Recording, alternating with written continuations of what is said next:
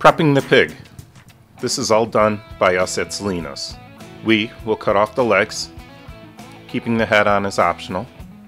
Let us know if you want us to take that off.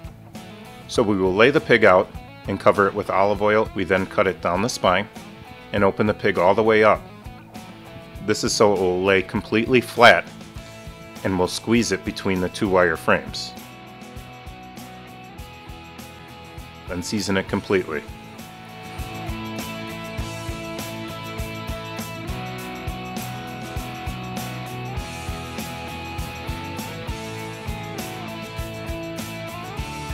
Then we lay the pig in the Cuban coffin that is already prepped for easy cleanup.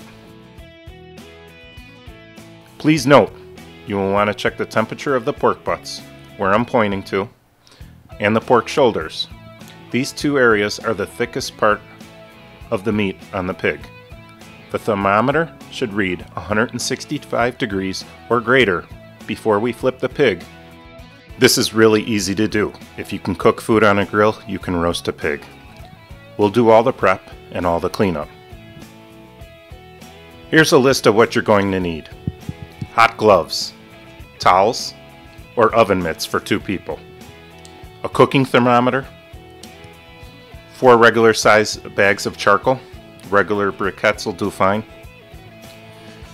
1 thing of lighter fluid, matches or a lighter, cutting boards, and a knife or knives, a table to carve the pig on, and we like to cover the table with a tablecloth so we can throw it out after we're done carving, some foil pans to put the cooked meat in, disposable gloves, a timer, I use my phone, a party with a few guests, a fire extinguisher, or a garden hose that's turned on.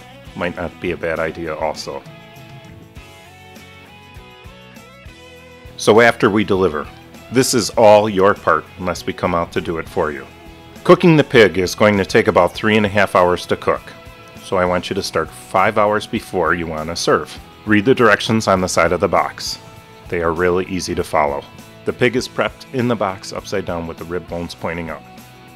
Next, there are 4 pieces of metal on the perimeter of the box that support the solid ashtray. This is the solid galvanized piece of metal with the 2 handles on it. Then there's the charcoal tray. This is one with all the holes in it. This also has 2 handles, and this will rest directly on the ashtray. Please note, when adding charcoal and checking the pig, you will need to shake the charcoal tray lightly over the ashtray and then dump the ashtray so it doesn't insulate the heat from the pig. So let's get started.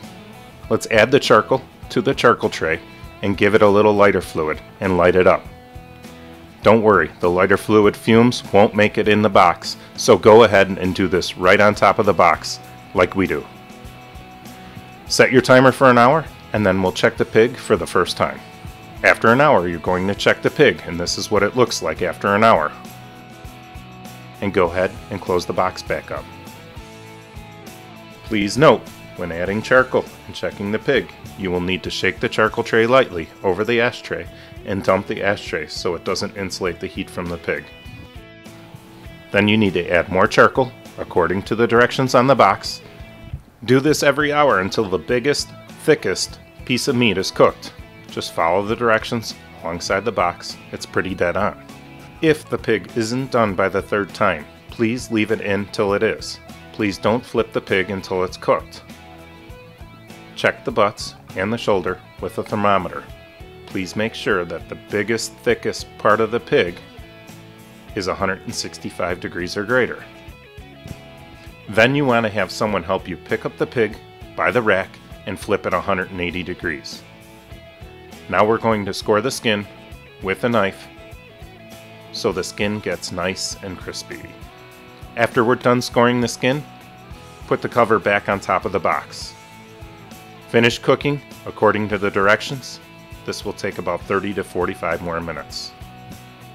After the skin is crispy, take the pig out by the rack with 2 people and put it on your carving table and let it rest for a few minutes. This is a great time to show off all your hard work. Let it cool off for a few minutes, as it will be easier to remove the rack and a lot easier to carve. Take the rack off by removing the 4 S-clips and then remove the top and or bottom pieces of the rack. We usually start with the butts. You can usually break the butts at the joint or cut if you need to. It's as easy as pulling up on them and breaking them right at the leg joint. Next, I usually do the ribs. I'll just lift up on the ribs, and if it's difficult, I just take a knife and cut right through them. You can start to cut all this up as you go, or you could put the bigger pieces aside and go back and cut it all up afterwards. From here, I pretty much just keep going, cutting or pulling sections of meat until you're left with just bones. Please dump the charcoal, ashes, and drippings out of the box. And please make sure the charcoal is out. Put the rest of the pieces in or on the box, and we will take it from there. Enjoy your party.